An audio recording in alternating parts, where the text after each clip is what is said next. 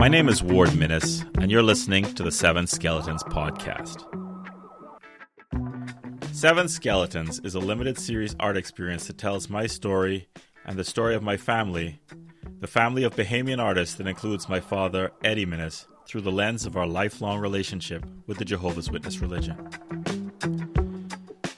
For a transcript of this podcast with supporting images, please visit the mentalslavery.com website. You can find the link in the show notes. There you can leave a comment or feedback on this episode or on the project as a whole. You can also see the original painting that is paired with this episode. So without further ado, buckle up and sit tight. I'm bringing 7 skeletons out of the family closet. This episode is the 5th skeleton. It's titled Bahamian Conspiracy Theory. I know them long time. Them people is mine. The women, they're fine. As long as you stay in line. Ronnie Butler. If there wasn't already a thing called reverse nepotism, then I would just have to invent it. Family should beget favor, but in my case, I get passed over for things that I actually qualify for. From a Jehovah's Witness point of view, as a disfellowshipped former member and apostate, my family are commanded to shun me, and so I must be excluded from their projects. The Ting and Ting documentary is the odd and singular exception where I want to be removed from something of theirs, and they have decided to keep me in. But to keep me, they had to cut out everything I said that went against their views. When they have their family art shows, I'm not invited to participate, and I'm not there at the openings. I only exist as a loose thread on my father's bio, that he has 3 children. I don't even live in the country anymore, so out of sight, out of mind. The compound effect of these absences has led to the very common reaction. I didn't know that Eddie Minnis had a son. 1. The Ting and Ting documentary has a number of great examples of this reverse nepotism in action. One of which is The Real Ting, a jukebox musical written by Nicolette Bethel and Patrice Francis, directed by Philip Burrows, that premiered in 2018. Now, I talked to my father about doing a play from his music while I was in grad school in 2009. I even wrote my own treatment for this Eddie Minnis musical in that year while I was working on my own play, The Cabinet. I'm not trying to say that I'm some genius for having the thought, because let's be honest, stringing his songs into a narrative is not a radical idea. It was even done by the late great Eric Minns from a far smaller catalog of songs in 2015 with his Island Boy musical.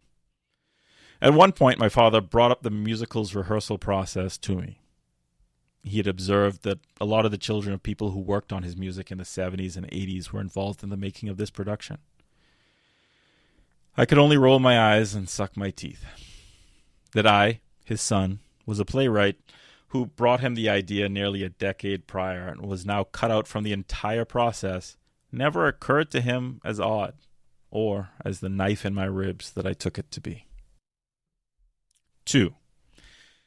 At first glance, The Creation's Grace, Minnis Family Retrospective, also featured in the documentary, and put on by the National Art Gallery of the Bahamas, the NAGB, in 2014, seems like more of the same reverse nepotism. For one thing, it looked a lot like any of the shows that my family has put on recently, with the only difference being that it focused on past work instead of recent work. If you squinted, you noticed that there was also a son represented, but it was the son-in-law, Richie Ema, who is an exemplary Jehovah's Witness, and not me. Despite all of these similarities to what happened before, though, you will see that this retrospective was quite a different beast. For one thing, it was put on by the NAGB, a national institution, not a Witness affiliate by any means. The idea of the show came from the great Stan Burnside, one of the seminal Bahamian artists who was chairman of the board at the time. He passed this mandate to Amanda Coulson, Bahamian art historian and critic with international reach, who had recently returned home to take on the NAGB's director job. She then gave the assignment to chief curator John Cox, another major Bahamian artist and my art professor while I was at COB. If you look up and down the list of people involved in the project, or at least those who got their name attached to the catalog, the late greats Patty Glinton McCollis and Dr. Gail Saunders, alongside cultural hero Pam Burnside, there is not a Jehovah's Witness to be found. And yet, The final product looks exactly as it would if it were put on by the Watchtower Society itself. Since a retrospective is an exhibition showing the development of the work of a particular artist over a period of time, you would expect an Eddie Minnis retrospective to showcase his visual artwork through time, and even to have some examples of his cartooning, and maybe even his musical practice. And this was the original idea that Stan Burnside had. This concept was expanded upon by Coulson, as we read in Burnside's introduction. In her wisdom, she, Amanda Coulson, expanded the original idea of an Eddie Minnis retrospective to include his family members. This is where expectations shift. If the show became a family retrospective, then wouldn't you naturally expect that all of the family that are artists would be represented? And would that not also include me? You might say, though, that perhaps the powers of the NAGB did not consider me to be an artist and thought that I should not be included because of that. Well, let's continue Burnside's quote. The retrospective is certainly an incredible showcase of what is now a dynasty of Minnis artists, which also includes the Minnis' son, Ward. This was my first of two mentions in the catalog. The second is found in my father's biography, as penned by Coulson.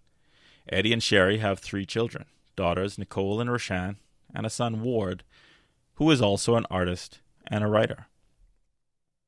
Here we have both the chairman of the board of the Bahamian National Art Gallery and the professional curator of the exhibit and gallery director, both aware of my existence and acknowledging that I'm also an artist. But the plot thickens. The NAGB was not only aware of me and my art. At the time, they owned 3 of my paintings. Most recently, they brought some of them out of the National Collection to display in 2023 and 2024 in an exhibition entitled The Nation, the Imaginary. What's even wilder is that when it comes to Minnis family art, they only own my pieces and some from my father.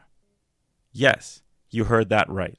Neither of my sisters nor Richie have any work in the NAGB's National Collection. If that's the case, how is it that mention of me does not appear anywhere else in Creation's Grace? How is it that not a single canvas of mine, even the ones that the NAGB owned, didn't make it through to the gallery floor for the family retrospective? How is it possible that there is no mention of my other artistic output, my poems, my theater work, my cultural criticism? If, in her wisdom, Coulson expanded the scope of the exhibit to include my sisters and then even further to include my brother-in-law, what wisdom prevented her from adding me to that list? And further still, why is this decision not explained anywhere? It boggles the mind to imagine that a national institution curated a show of this magnitude along religious grounds as if they were a branch office of the Jehovah's Witnesses. The evidence that we have, though, is the finished product, which surely looks and quacks like a religious hit job. What followed after the exhibition was a decade of silence, a quiet cover-up built on the hope that no one would notice and that even if someone did, they wouldn't say anything. And guess what? It worked. Coming up in our next episode, a conversation long overdue and that no one wanted to have about the NAGB, the Minnis story, and what went missing. That episode is entitled The Art of Erasure. Another aspect of the Seven Skeletons art experience is poetry.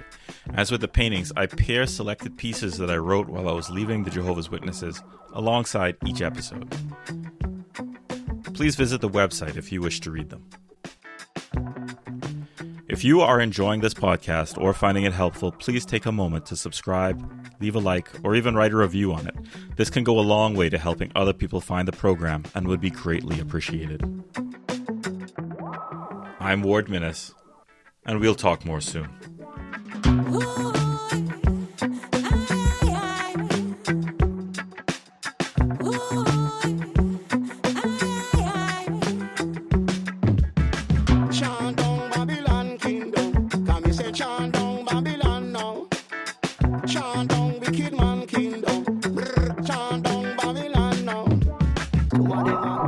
So my parasite